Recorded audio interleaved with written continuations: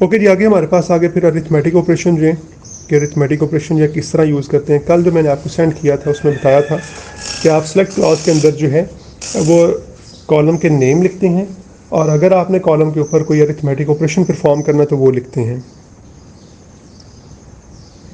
तो हमारे पास जो है कॉलम नेम अगर आप देखें जो सिलेक्ट के अंदर हम लिखते हैं उसके साथ अब हम जो है वो अरिथमेटिक ऑपरेशन भी लिखा करेंगे। अब क्यूरी क्या है? क्यूरी अगर आप नीचे देखें तो पेज नंबर 182 के ऊपर जहाँ पे टेबल बना हुआ है अरिथमेटिक ऑपरेशन हमारे पास वही 4 हैं, प्लस माइनस मल्टीप्लिकेशन और डिवीजन। सिंबल इनके ज़रा देख लें, ये टेबल ज़रा याद रख लें ताकि आपको ये 4 ऑपरेशन याद रहें। और अब अगर आप आगे देखें तो हमारे पास लिखा हुआ है एग्जाम्पल ये है, write a query that display e name, annual salary and commission. देखें हमें पता चल गया है कि कौन कौन से कॉलम लिखने हैं, लेकिन एक जो चीज़ है यहाँ पे वो ये है एनुअल सैलरी। हमारे पास तो सिर्फ सैलरी है मंथ की, हमारे पास तो एनुअल सैलरी नहीं है। लेकिन हमें ये तो पता है ना कि एक साल के अंदर कितने जो है महीने होते हैं। तो एक साल के अंदर हमारे 12 महीने होते हैं।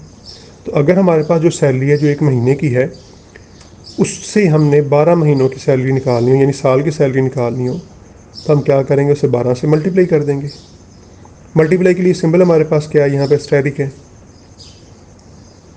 तो हमने क्यूरी क्या लिखी, सिलेक्ट ई नेम। अब सैलरी चूंकि एक महीने की नहीं हमने फाइंड करनी है, हमने 12 महीनों की करनी है। सैलरी मल्टीप्लाई बाय 12, ये है हमारे पास अरिथमेटिक ऑपरेशन। मल्टीप्लाई बाय 12 कर दिया और आगे हमने कॉमा डाल के कमीशन लिख दिया, और फ्रॉम के अंदर क्या लिख दिया, एम टेबल जो है। तो अब देखें हमारे पास जो रिजल्ट है उसमें क्या आ गया हुआ है। अब सैलरी असल नहीं दिखाई जा रही, अब जो सैलरी दिखाई जा रही है ना वो ज़रब 12 होके शो हो रही है, और कॉलम के ऊपर भी इस तरह लिखा हुआ है सैलरी ज़रब 12। तो जिसकी जो भी सैलरी थी ना उससे जो है 12 से मल्टीप्लाई किया है, तो हमारे पास ये एनुअल सैलरी बन गई है सारी। क्लियर होगी बात जी?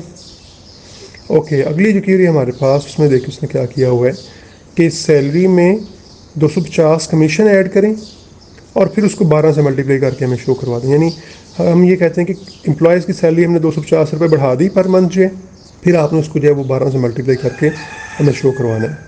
तो यहाँ पे ऊपर लिखा हुआ है ऑर्डर प्रेसिडेंस।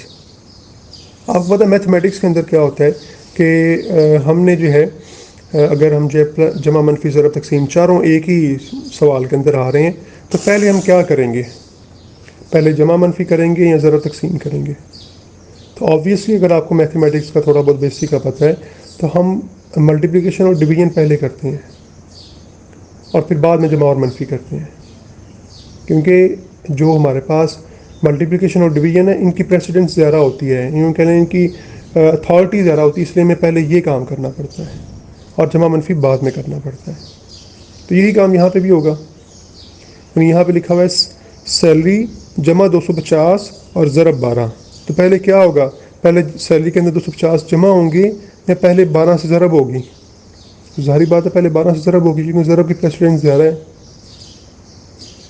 तो अगर आप चाहते हैं पहले सैलरी में 250 जमा हो और फिर 12 से मल्टीप्लाई हो, तो फिर आप इसी पेज के एंड के ऊपर अगर आप क्यूरी देखें तो उसमें उसने एक ब्रैकेट डाल दी हुई है। मैथमेटिक्स में भी मैं ऐसे करते हैं, जब ब्रैकेट्स आ जाती हैं तो फिर पहले हमने ब्रैकेट के अंदर वाला काम करना होता है। आपने मैथमेटिक्स के अंदर पढ़ा होगा, 9th 10th के अंदर भी आपने पढ़ा होगा। तो हम ब्रैकेट के अंदर वाला काम पहले करेंगे, चाहे उसकी प्रेसिडेंस कम है चाहे उसकी अहमियत कम है। प्लस की अहमियत कम है मल्टीप्लिकेशन से, लेकिन चूंकि वो ब्रैकेट के अंदर आ गया तो पहले हमने उसको जो है परफॉर्म करना है और फिर ब्रैकेट के बाहर वाले कामों को करेंगे। तो ऊपर वाले जो है वो आंसर में क्या होगा, पहले 12 से 250 को मल्टीप्लाई करेंगे और जो आंसर आएगा उसको हम सैलरी में जमा कर देंगे। लेकिन नीचे वाले में हम जो असल काम हमने करना है कि हम पहले सैलरी में 250 जमा करेंगे, यानी उनकी सैलरी जो 250 रुपये बढ़ा दी हर एक की जो है, और फिर उससे जो है हम 12 से मल्टीप्लाई कर देंगे। तो दोनों रिजल्ट्स आपके सामने हैं, आप इनको कंपेयर कर सकते हैं। दोनों रिजल्ट्स में जो है वो आंसर हमारे पास डिफरेंट आ रहा है। पहले में स्मिथ की सैलरी आ रही है 3800, क्यों? क्योंकि हमने जो है 12 से 250 को मल्टीप्लाई किया और फिर उसे सैलरी में जमा कर दिया। और दूसरे में हमारी आ रही है 12,600, क्योंकि हमने पहले सैलरी में 250 जमा किया, वो सैलरी हमारी बढ़ गई और फिर जब हमने इसे 12 से मल्टीप्लाई किया तो हमारे पास आंसर जो है वो ज़्यादा आ गया।